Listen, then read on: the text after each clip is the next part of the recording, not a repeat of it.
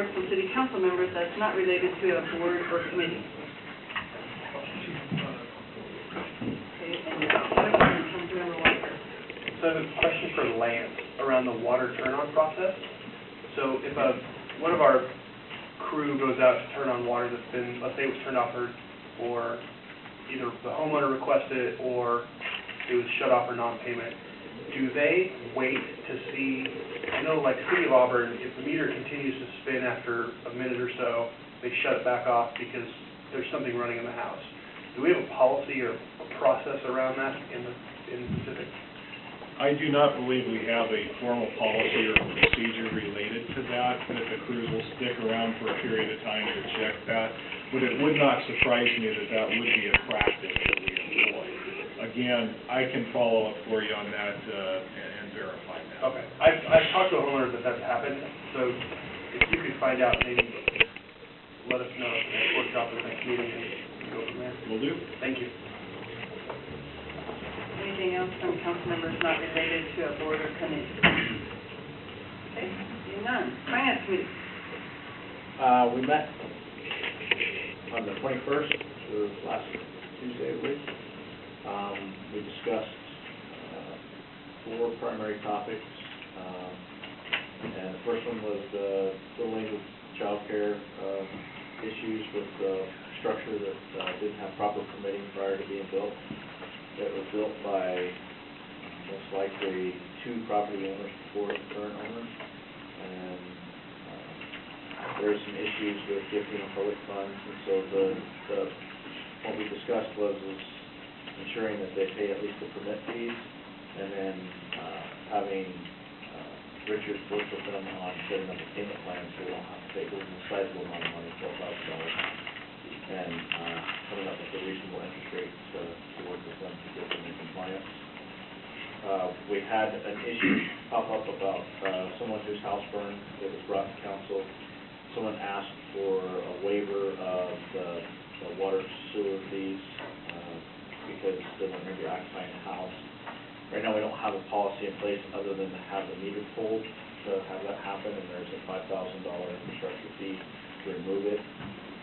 And so basically asking staff to visit that policy so that when circumstances like this come up, that might be a more viable option to save property owners some money that way. Because as long as the meter's in the ground, we still are obligated to pay the sewer rates, and if we waive those fees, the city picks that up at the expense of all of the taxpayers in the city rather than the person that's impacting it. So we want to look at possibly even coming up with a policy that will allow something like this to take place. Then we discussed fairly in-depth, Richard gave a pretty good report on the analysis of the financial numbers that DM Disposal provided us through their certified public accountants. You know, it was hard to get past the sufficiency of these procedures is solely the responsibility of the company.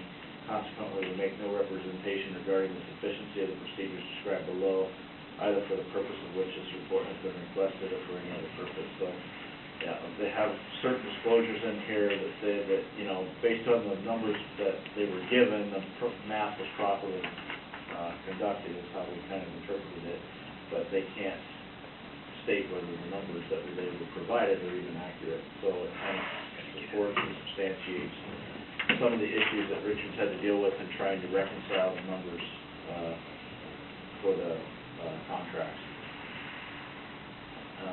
And then we also discussed the grading criteria that we went through, and it's going to be a little lengthy here, but I'd like to read the comments that the committee provided in determining the contract recommendation from the committee side. So for solid waste services from DM Disposal, when we looked at the contract, there are 5 rating areas: almost completeness and accuracy of the proposal, 10 points possible, 8 points were awarded to DM Disposal. The second area was qualifications of management and the project team. 20 points were possible, 15 were awarded.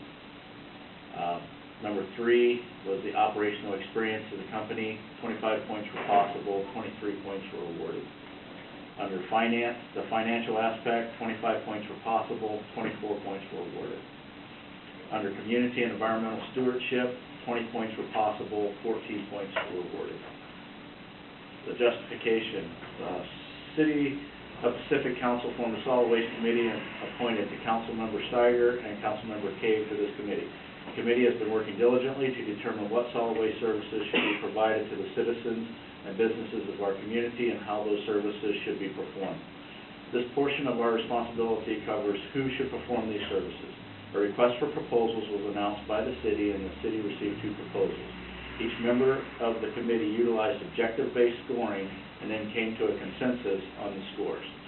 The objective of the committee was to use the scoring criteria to differentiate the important aspects of each proposal and then provide a recommendation to the full council as to which company should be awarded the contract for solid waste services in the city. City staff members utilized the same objective-based scoring criteria to make its own recommendation to the full council separate from the committee recommendation. So under number 1, completeness and accuracy of proposal, the committee felt that the proposal did an excellent job of covering the basic criteria outlined in the RFP.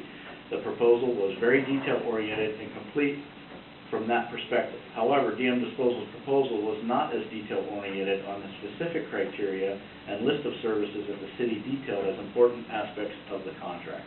Number 2, qualifications of management and project team. The committee felt that DM Disposal's management team was experienced, but felt that many of the managers have not spent much time on the line based on the resumes proposed or sent to us.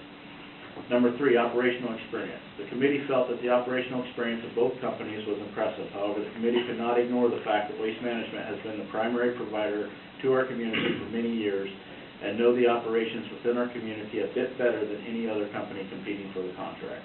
Number 4, financial. The committee felt that DM disposal fees were very competitive.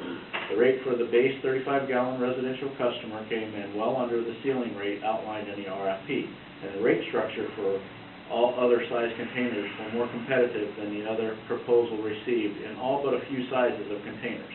However, the proposal lacked the estimated taxes that the city could expect to bring in with the utility tax and the estimated revenue from the franchise fee.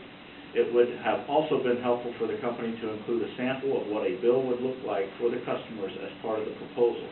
The committee requested sample bills from the company that would show what the residential customer with the 35-gallon cart would look like and what the commercial customer with a 1-yard dumpster would look like.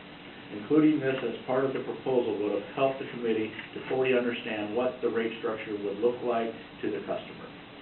Under community environmental stewardship, the committee broke this section down into 2 areas as it felt they were separate and distinct from each other. Community stewardship. The committee felt that DM Disposal has not been a proactive supporter of community events. However, the committee realized that DM Disposal was not the primary provider of services in our city. The committee relied on the letters of recommendation provided in the proposal and felt that the company would do a very adequate job in this area. The one area that we felt was an advantage was the localized call centers for customer support. The committee felt that local support staff would have a better understanding of the services that we as a community value and how to best resolve local issues. For this reason, DM Disposal received a score of 9 out of 10 points for this portion of the scoring criteria. Environmental stewardship. The RFP stated clearly that preference may be given to companies that utilize vehicles that reduce the carbon footprint on the environment.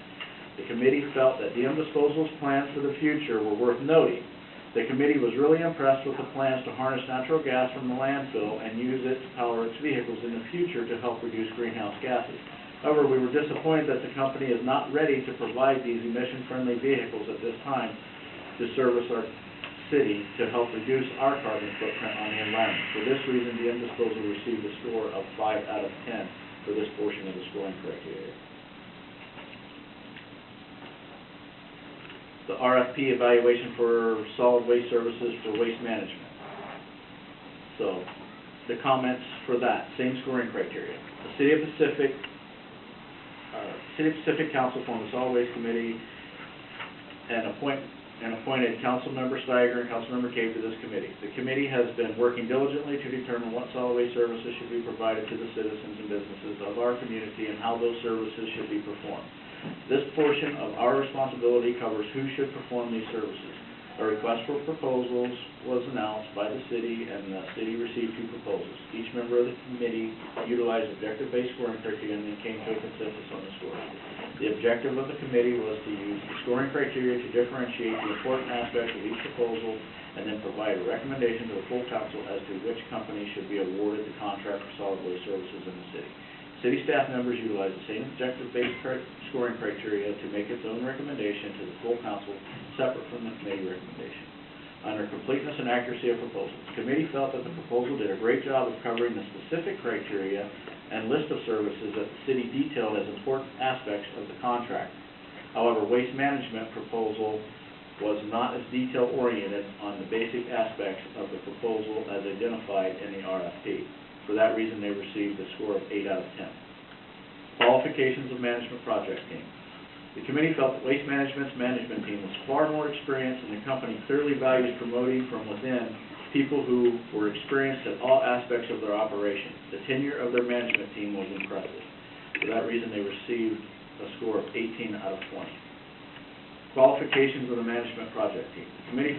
Operational experience. The committee felt that the operational experience of both companies was impressive. However, the committee could not ignore the fact that Waste Management has been the primary provider to our community for many years and know the operations within our community a bit better than any other company competing for the contract. For that reason, they received a 24 out of 25. Financial. The committee felt that Waste Management's fees were not as competitive as the other proposals. However, the fees in general were on average either lower than what the customers were paying, or the customer would receive substantial increases in services. The proposal lacked the estimated taxes that the city could expect to bring in with the utility tax and the estimated revenue from the franchise fee. It would have also been helpful for the company to include a sample of what a bill would look like for the customers as part of the proposal. The committee requested sample bills from the company that would show what the residential customer of a 35-gallon cart would look like and what the commercial customer with a 1-yard dumpster would look like. Including this as part of the proposal would have helped the committee to fully understand what the rate structure would look like to the customer. For that reason, they received a score of 20 out of 25. Community and environmental stewardship. The community broke this section down into 2 areas as it felt they were separate and distinct from each other.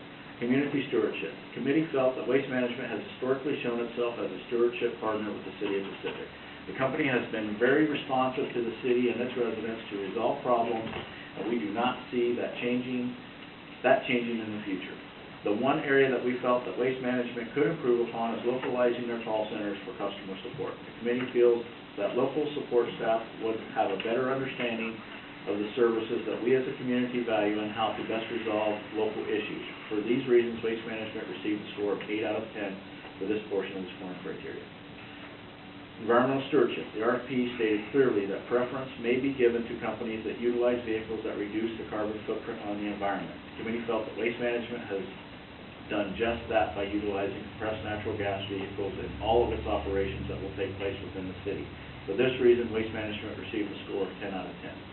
So the total scores were 88 points for Waste Management, 84 points for DM disposal, and that's why Waste Management was given a recommendation from the Solid Waste Committee to get the contract.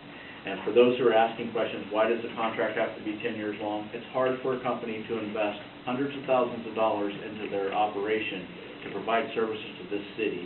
They amortize those costs out over a 10-year period typically when buying brand new trucks. And those trucks have a service life of 10 years. Both companies in their proposal stated that that's about the service life of their vehicles. And so that's why you see 10-year contracts and garbage contracts, and that's why most cities have 10-year plus contracts. So we can't have a 2-year contract and get the rates that we're getting. If you do a 2-year contract, it's a subscription-based service, and you're going to pay a lot more than you're paying. So if the companies are going to invest into our community, then we have to guarantee them some sort of stability in our community. So that's why the contract is deemed to be as long as it is. So to get away from that particular topic, then the City Council identified goals and objectives for Finance Committee, and we're going to include them in our proposed budget for 2016 that the committee will review in late August. Some of those include researching the viability of the levee lid lift, adding security cameras to City Hall and determining what those costs will be, creating consortium-style services among small cities located around Pacific to try to cut costs in some areas, dealing with the unfunded mandate compliances that we have on us from state and federal, identifying them and then what the associated costs are, and then a 5-year budget forecast, basically a little financial master plan for the city. And our next meeting will be August 26th at 6:30. It's been a long meeting.